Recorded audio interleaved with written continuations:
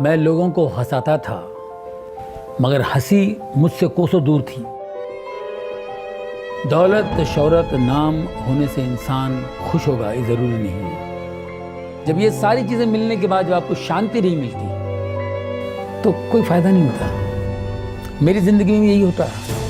वो क्या है जिसने जॉनी लीवर की शांति को भंग कर दिया? वो जिसके चेहरे को देखते ही लोगों की आंखें चमक उठती हैं, हंसी के फुहारे फूटते हैं। उसके जीवन में ऐसा क्या घटा कि उसकी खुद की हंसी छिन गई? मैं जॉनी लीवर, मेरा असली नाम जॉन राव है। मैं आंध्र प्रदेश से हूँ। मेरे माता पिता बहुत पहले मुंबई आ चुके थे। मैं मुंबई में धारावी माटुंगा लेबर कैंप में रहता था। फिर 10 साल की उम्र में मैं किंग सर्कल में शिफ्ट हुआ। किंग सर्कल के स्लम्स में मैं रहता था। गरीबी में ज़िंदगी गुजारी हमने, मगर हंसी और खुशी में। हम लोग स्लम्स में रहते, झोपड़पट्टी में रहते थे। बारिश के दिनों में घर में पानी भर जाता था, घुटने तक पानी आ जाता था, और हम लोग सब बच्चे थे छोटे, खटिया पे बैठ जाते थे घर का सामान वगैरह लेकर के, और मेरे माँ बाप जो हैं वो बाल्टी से पानी बाहर निकालते थे। घर पूरा पानी से भरा हुआ था, और मैं ऊपर खटिए पे खड़ा होकर के छोटा सा बर्तन लेके तो ऊपर से भी पानी टपकता रहता था। तो वो पानी को पकड़ने की कोशिश करता था, खामा खा बैठे बैठे टाइम पास करने के लिए। तो छोटे से कटोरी में पानी को यूँ पकड़ने की कोशिश करता था, ऐसे कभी ऐसे, कभी ऐसे, कैसे कैसे कैसे। तो इन्हीं हरकतों से कॉमेडी, डांस मेरे अंदर से निकला बाहर, क्योंकि मैं किसी इंस्टीट्यूट में या किसी एक्टिंग क्लास में तो नहीं गया। तुमने गॉड फादर का नाम सुना है? वो मैं नहीं हूँ। गॉड फादर पार्ट 2 का नाम सुना है? मैं वो भी नहीं हूँ। देखा जाए तो मेरा जो एरिया था किंग सर्कल, वो एक इंडिया के मैप की तरह था। हर तरह के, हर किस्म के लोग वहाँ थे। अलग अलग भाषाएं बोलने वाले लोग थे, और मुझे बचपन से ही लोगों की नकल करना, लोगों की कॉपी करना, ये इसकी आदत थी। लोग बड़ा एंजॉय करते थे, डांस वांस के प्रोग्राम्स किया करता था। ये करते करते करते 17 साल का हुआ। तो 17 साल का जब मैं हुआ तो स्टेज पर स्टैंड अप करना शुरू कर दिया, मिमिक्री के प्रोग्राम्स करना शुरू कर दिए, एक्टरों की आवाज़ें निकालना, ये सारी बातें थी। फिर जब मैं 18 साल का हुआ, मेरे पिताजी की यहाँ नौकरी पर लग गया। मेरे पिताजी हिंदुस्तान लीवर में काम करते थे। अब हिंदुस्तान लीवर में मैं काम करने लगा, 6 साल वहाँ नौकरी की। तो वहाँ भी मैं प्रोग्राम्स वगैरह करता था, तो वहाँ से मुझे लीवर नाम मिल गया। तो जॉन राव से मैं जॉनी लीवर हो गया। मेरी मंगेती रोटी, मेरा ससोदा साग, मेरी तंदूरी चिकन, मेरे लस्सी तक फिल्मों में मुझे जो ब्रेक मिला है वो 1980 में मैं कल्याण जी भाई के साथ उनके यहाँ बैठा हुआ था। कोई चेन्नई से प्रोड्यूसर आए थे, तो बोले कोई छोटा सा कॉमेडियन चाहिए था, 2-4 दिन का काम है। तो कल्याण जी भाई ने कहा कि यहाँ बैठा हुआ इसको ले जाओ। तो पहला ब्रेक मुझे चेन्नई जाके उस फिल्म में मैंने काम किया था। बहुत डरा हुआ था, मैं पहली बार कैमरा फेस करने जा रहा था, और इतना डर था कि मैं रात भर सो नहीं पाया, बुखार आ गया। और नेक्स्ट डे जब शूटिंग पे था तो मैं ट्रेन पकड़ के भागने की सोच रहा था, और मैंने किसी तरह रुक के वहाँ काम किया। उस फिल्म का नाम था ये रिश्ता न टूटे। फिल्म का नाम ये रिश्ता न टूटे, और नाम तो ऐसे ही कुछ था, लेकिन आज तक रिश्ता ऐसे ही टाइट है। वहाँ से करते करते करते करते शोज़ भी कर रहा हूँ, कुछ फिल्में भी कर रहा हूँ, और वर्ल्ड टूर करना शुरू कर दिया। अमेरिका, इधर उधर पूरी दुनिया में घूमने का मौका मुझे मिला। गरीबी के झोपड़े को पीछे छोड़ जॉनी लीवर अमीरी के महलों में बस गए। सफलता, दौलत और शोहरत उनके कदमों को चूमने लगी। इंसान को अपनी पिछली ज़िंदगी नहीं भूलना चाहिए। मैं ये भूल गया कि मैं हिंदुस्तान में एक मजदूर था। हर एक का दिमाग ख़राब होता है, मेरा भी दिमाग ख़राब होता है। मुझे याद है मैं शोज़ के लिए एसटी बसों में सफ़र करता था। 3rd क्लास डिब्बे में मैं सफ़र करता था विदाउट रिजर्वेशन। अब उसके बाद जब आप फ्लाइट में उड़ने लगते हैं तो ज़मीन आसमान का फ़र्क हो जाता है। मैं घंटों सफ़र करता था, 36 घंटे 40 घंटे मुंबई टू दिल्ली। अब पौने 2 घंटे में आप दिल्ली जा रहे हैं फ्लाइट में, पौने 2 घंटे और 36 घंटे, बहुत फ़र्क होता है। अब देखिए ये पौने 2 घंटे की फ़्लाइट भी आधा घंटा लेट होता है तो हम बोलते हैं यार फ्लाइट डिले है यार, वेरी बैड, क्या एयरलाइंस है, वेरी डिले है, लेट है, हम ऐसी बात करते हैं। और अब ये भूल जाते हैं कि 36-37 घंटे, कभी गाड़ी कहीं रुक गई तो 45 घंटे, और यहाँ 5 स्टार 7 स्टार होटलों में रहते हैं, बिजनेस क्लास फर्स्ट क्लास में आप सफ़र करते हैं। ज़मीन आसमान का फ़र्क होता है। जो हम तकलीफ़ों से उठे थे, अब अचानक आपको अच्छी चीज़ें मिल जाती हैं तो आपको उसकी आदत पड़ जाती है, अब पिछली ज़िंदगी आप भूल जाते हैं। अब जब आप शोहरत में होते हैं, सक्सेस आपको मिलती है, तो आप अपने भूतकाल को, पास्ट को भूल जाते हैं। क्या दौलत और शोहरत ही सब कुछ है? क्या सफलता हासिल करने से हमें शांति मिल सकती है? जब आपके पास आपको सक्सेस मिलती है, पैसे आपके पास होते हैं, एक अच्छा घर होता है आपके पास, जब ये सारी चीज़ें मिलने के बाद जब आपको शांति नहीं मिली तो कोई फायदा नहीं। मैं बहुत शराब पीने लगा था, शराब मैं 1.5 बोतल पीता था। यहाँ से हम अमेरिका जब मुझे जाना होता था तो उस वक्त डायरेक्ट फ़्लाइट नहीं होती थी, वाया लंदन जाना पड़ता था। 18-20 घंटे का सफ़र होता था। अब 20 घंटे के सफ़र में आपको तो बहुत ही बोर होना है। 2 घंटे की फ़्लाइट आपको भारी पड़ता है, तो 20-22 घंटे की फ़्लाइट जो है वो आपको तो बहुत तकलीफ़ देगी। तो फोकट की दारू मिलती थी, एरोस्टेज आती थी हमारी, दारू लेके आ जाती थी। जब मैं शराब पीता था मेरी बीवी बहुत मुझसे नाराज़ होती थी, गुस्सा होती थी, झगड़ा होता था। वो मुझे शराब के लिए मना करती थी, मुझे गुस्सा आता। मुझे और किसी बात पे गुस्सा नहीं आता, शराब के लिए मैं बचपन से मेहनत करके अपने आप में मैं खड़ा हूँ, मेहनत करके कमा के अपने बलबूते पे खड़ा हूँ। मैं अपनी औरत को नाराज़ किया, अपने बच्चों को दुख दिया, अपने माँ बाप को दुख दिया। शराब में डूबे हुए कॉमेडी के बेताज बादशाह को जरा भी एहसास नहीं था कि उसके जीवन की सबसे बड़ी चुनौती उससे कुछ ही कदम दूर थी। मेरे बेटे को ट्यूमर हो गया था गले में, ऑपरेशन नहीं कर पाएंगे क्योंकि ट्यूमर वो नसों में जकड़ा हुआ है। एक भी नस बाय मिस्टेक कट जाए वो पैरालाइज हो जाएगा। क्या जॉनी लीवर अपनी ताकत में चलते हुए अपने जीवन की सबसे कठिन परीक्षा का सामना कर पाएंगे? मेरे बेटे को ट्यूमर हो गया था गले पे। अब मैंने उसका बहुत इलाज किया, डॉक्टर के पास गया, डॉक्टर ने कहा इसका ऑपरेशन करना पड़ेगा। तो मैंने कहा कर दीजिए। बोले आप बेफिक्र रहो, 15 मिनट में इसको ठीक कर दूंगा, मैं ट्यूमर निकाल दूंगा और ये ठीक हो जाएगा। एक 10 मिनट के बाद ऑपरेशन थिएटर से कोई आता है और मुझसे कहता है कि डॉक्टर साहब आपको बुला रहे हैं। मैं ऑपरेशन थिएटर में जाता हूँ तो मेरा बेटा टेबल पे लेटा हुआ है और इतना बड़ा कट था उसका। और मैंने कहा जी क्या बात है? तो बोले ऑपरेशन नहीं कर पाएंगे क्योंकि ट्यूमर जो है वो निकाल नहीं सकते, वो नसों में जकड़ा हुआ है, नसों के बीच में जकड़ा हुआ है। और वो एक भी नस बाय मिस्टेक कट जाए तो वो पैरालाइज हो जाएगा, उसको लकवा हो सकता है, एक साइड से पूरा बदन खराब हो जाएगा। बोले क्या करना चाहिए? बोले बंद कर दो ऑपरेशन। तो फिर से स्टिच कर दिया, ऑपरेशन नहीं हुआ। डॉक्टर्स ने हाथ ऊपर कर दिए। जॉनी के सामने अपने इकलौते बेटे की जिंदगी का सवाल था। अब वो जो ट्यूमर है इतना सा था, वो इतना बड़ा हो गया 2 साल में। हमने होम्योपैथी, आयुर्वेदिक बहुत सा इलाज किया, कुछ नहीं, वो ट्यूमर इतना बड़ा हो गया।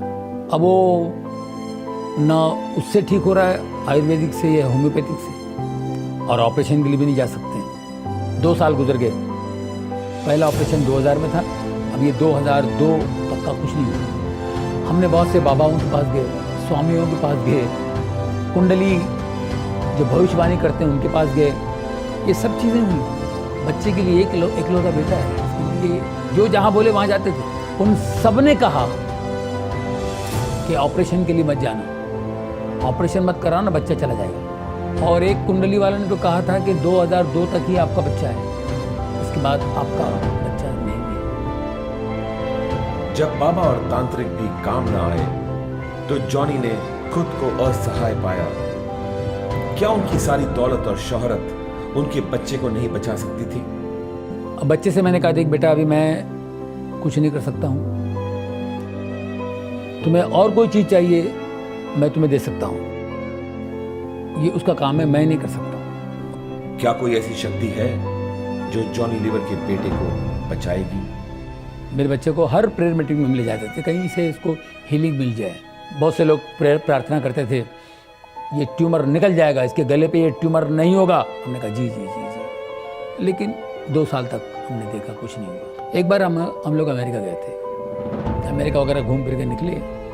अब एक संडे हम लोग चर्च में गए, तो वहाँ मैं प्रेयर के लिए खड़ा था, जो पास्टर की नज़र पड़ी मेरे बेटे के ट्यूमर पे। मैंने कहा जी ये ट्यूमर है। उन्होंने कहा इसको ले जाओ, न्यूयॉर्क में एक हॉस्पिटल है स्लोन केटरिंग, उसमें ले जाओ, ये ठीक हो जाएगा, इसको खुदा ठीक करेगा, तुम खुदा के घर में हो, God is going to heal you, take him to Sloan Kettering hospital, it's a good hospital, God is going to heal you, God is going to heal you. तो 2-3 बार उन्होंने बोला God is going to heal you. मैंने कहा जी जी जी, मुझे बहुत अच्छा लगा।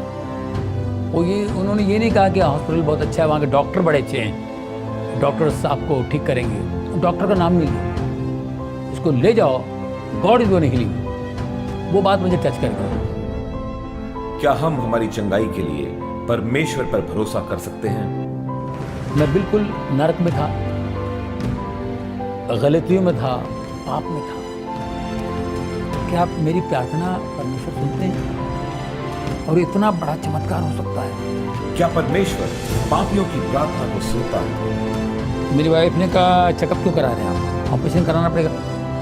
और डॉक्टर ने कहा ऑपरेशन करे तो ये होगा, लकवा मारेगा, फलाना होगा, उसकी आंखों की रोशनी जाएगी, ये सब बातें थी। मैंने कहा देखो, डॉक्टर ने बोला ठीक है, लेकिन गॉड पे विश्वास करना बहुत ज़रूरी है, और जीसस हमारा जिंदा है। मेरी वाइफ ने कहा अगर वो जिंदा है तो आपसे बात करेंगे, आप उनसे पहले पूछिए। अगर वो खुद आपसे बात करते हैं, खुद बोलते हैं कि ऑपरेशन करो, तो ही मैं अपने बच्चे को अलाउ करूँगी, वरना मैं अपने बच्चे को ऑपरेशन के लिए मैं इजाज़त नहीं दूँगी। मेरी वाइफ ऐसे खड़ी थी, मैं भी खड़ा था, मैं तुरंत घुटने टेका और उधर ही प्रार्थना की। मैंने कहा परमेश्वर यीशु के नाम से मुझसे बात कर, मुझे बता कि मैं ऑपरेशन के लिए जाऊंगी। और मुझे आवाज़ आई, जा बेटा जा, ऑपरेशन कर, डर मत, मैं तेरे साथ हूँ। मेरा बदन पूरा ऐसा चल गया। मैंने वाइफ से कहा मुझे आवाज़ आई, मुझे ऑपरेशन करो, ऑपरेशन के लिए जाओ। तो मेरी वाइफ ने एग्री की, ठीक है। क्या जॉनी लीवर ने वाकई परमेश्वर की आवाज सुनी, या फिर ये उनके मन का वहम था? हम लोगों को डर था तो पैरालाइज होगा, आंखों की रोशनी कम होगी, लेफ्ट हैंड बिल्कुल 100% पैरालाइज होगा। यहाँ बहुत से लोग प्रार्थना कर रहे थे मेरे बेटे के लिए, हम भी बहुत प्रार्थना में थे। अब सिर्फ हमने परमेश्वर पर विश्वास करके ये तय किया था कि ऑपरेशन कर लिया जाए। अब ऑपरेशन के दिन 3 घंटे का ऑपरेशन था, और मेरा बेटा ऑपरेशन थिएटर में था। 3 घंटे के बाद मेरा बेटा बाहर आया। हम लोगों को डर था, जैसे कि यहाँ उन्होंने कहा था तो पैरालाइज होगा, आंखों की रोशनी कम होगी, लेफ्ट हैंड बिल्कुल 100% पैरालाइज होगा। लेकिन मेरा बेटा 3 घंटे बाद जब बाहर आया, अपने लेफ्ट हैंड से बोला daddy I am absolutely alright. बिल्कुल ठीक था। 11:30 बजे वो बाहर आया और 12:30 बजे वो वीडियो गेम खेल रहा है। बिल्कुल कोई प्रॉब्लम नहीं। मैं बिल्कुल नरक में था, गलतियों में था, पाप में था। मैंने कहा कि आप मेरी प्रार्थना परमेश्वर सुनते हैं, और इतना बड़ा चमत्कार हो सकता है। और ये चमत्कार कोई मजाक नहीं है, कोई मामूली चमत्कार नहीं है, इसको मैं ईजी नहीं लूँगा। जिस दिन मेरा बच्चा ठीक हुआ, उसका ऑपरेशन बिल्कुल सही तरीके से हुआ, उसको जब चंगाई मिली, मेरी जिंदगी बदल गई। इतने बड़े चमत्कार का जॉनी के जीवन पर क्या असर हुआ? अब इसके लिए मुझे दारू छोड़ना पड़ेगा, सिगरेट छोड़नी पड़ेगी। वो सामर्थ जिसने जॉनी के बेटे को चंगा किया, क्या वही सामर्थ जॉनी को उनकी बुरी आदतों पर विजय दिला सकता है? तो मैंने सोचा कि भाई ज़िंदगी में बदलाव तो आने चाहिए, तो ये सारी चीज़ें छोड़ दूँ, शराब, सिगरेट, ये वो। मैंने सारी चीज़ें छोड़ दी, शराब, सिगरेट, गंदी बातें बोलना, किसी के बारे में गलत बोलना। मैंने कहा इसको छोड़ दो। शराब में 1.5 बोतल पीता था और 4 पैकेट सिगरेट पीता था। बहुत मुश्किल था मेरे लिए छोड़ना ये। बारिश के मौसम में बहुत तकलीफ होती थी, मुझे तलब आती थी, लेकिन मैं प्रार्थना करता था कि परमेश्वर मुझे शक्ति दे, यीशु मुझे ताकत दे। मैं नहीं हाथ लगाऊँ इसको। कोई कहता है कि वाइन तो पी सकते हैं, वाइन भी नहीं पीऊँगा, मैं टच नहीं करूँगा, कोई चीज़ नहीं पीऊँगा। जब परमेश्वर की रोशनी आती है तो एक ताकत आती है आपके अंदर, और उस ताकत से आप इन चीज़ों को फॉलो कर सकते हैं, इस मार्ग पे चल सकते हैं। हम अपने गलतियों से सीखते हैं, गलतियों से ही हम सीखते हैं, मगर गलती का पता चले तब ना। दोस्तों, जब मेरी ज़िंदगी में रोशनी आई तो सबसे पहले मैंने अपनी बीवी से माफ़ी मांगी, क्योंकि मेरी बीवी बहुत परेशान थी मुझसे। मैंने उससे बहुत बार, एक बार नहीं कई बार माफ़ी मांगी, बार बार याद आता था। जब भी याद आया माफ़ी मांगी, जब भी याद आया माफ़ी मांगी। मेरी वाइफ बोलती है, अरे ख़त्म हो गया, अभी फिनिश, अब ऐसा मत कीजिए, अभी आपने इतना, आप में चेंज आ गया और आपने इतना कर दिया कि वो पूरा वसूल हो गया। मेरी ज़िंदगी में इतना बदलाव आ गया है। 2002 आज 2013 है, 11 साल बहुत कुछ करके, इतना कुछ कमा के, नाम कमा के, पैसे कमा के, शांति नहीं थी। और मैं बीच में 10 साल काम नहीं किया, इनकम बिल्कुल नहीं था, लेकिन मैं शांति से था, पहले से ज़्यादा शांति। मेरी औरत बोलती है, आप कमाते नहीं, फिर भी हम लोग हंस रहे हैं, एंजॉय कर रहे हैं, प्रभु की स्तुति कर रहे हैं, प्रभु का धन्यवाद कर रहे हैं और खुश हैं। तो ये दौलत जो है, ये दौलत हर एक की ज़िंदगी में चाहिए। तो काम अच्छा भी होता है, बुरा भी होता है, अब आपके ऊपर है, अच्छा करो या बुरा करो। टैलेंट को अच्छी तरीके से यूज़ करो या बुरी तरह से। तो मैंने क्यों ना अच्छा काम क्यों ना करें, जब परमेश्वर की देन है तो अच्छा काम क्यों ना करें। तो अच्छे रोल्स आते हैं तो मैं करता हूँ, अच्छे शोज आते हैं मैं करता हूँ। फैमिली वाले जो बैठ के मुझे सुने, अच्छी बातें सुने, और जब भी वक्त मिलता है परमेश्वर की सेवा करता हूँ। इतनी शांति मिलती है मुझे, मेरे परिवार में खुशी है। यहाँ तक का मेरी वाइफ सेवा करती हैं, मेरी बेटी चर्च में वर्शिप लीड करती हैं, वो अच्छा गाती हैं, और मेरा बेटा ड्रम्स प्ले करता है। हम चारों मिलकर सेवा कर रहे हैं, और आज हमको इतनी शांति है और इतना सुकून है। जो बदलाव मेरे जीवन में आया है, मैं चाहता हूँ यही बदलाव आप लोगों के जीवन में भी आए। आप भी परमेश्वर को जाने, कौन है सृष्टि करता, वो एक है, वो कौन है। परमेश्वर का हाथ थाम लीजिए, उनके बेटे यीशु के नाम से आपका हाथ थाम लीजिए। बदलने की शक्ति है। अगर आप बदलने की शक्ति को पाना चाहते हैं तो स्क्रीन पर दिए हुए नंबर पर संपर्क कीजिए और मुफ्त किताब हासिल कीजिए।